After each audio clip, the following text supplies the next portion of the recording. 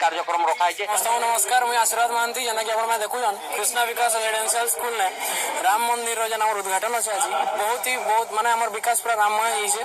मुझे गाइबी गोटे गानाटे मुझे गाइबी मोर निजर गानाटे अच्छे। भारत की मिट्टी में पर्वतों की चोटी में हर जगह गूंजता है एक ही नाम।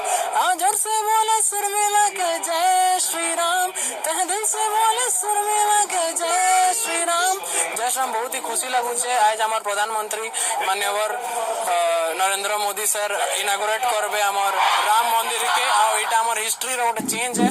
500 वर्ष अपेक्षा पर आज फाइनाली अयोध्या रे राम मंदिर भव्य राम मंदिर ओपन के जाऊे।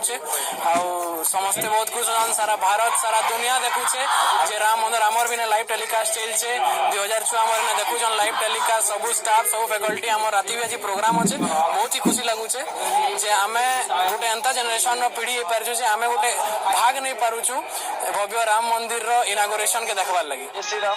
मोना सुधा महारणा बरगढ़ जिला हिंदू एकता मंच तो संयोजक है। आज आज गर्वर कथा यहाँ है जेनटा कि 500 वर्ष तले राम मंदिर बंद था।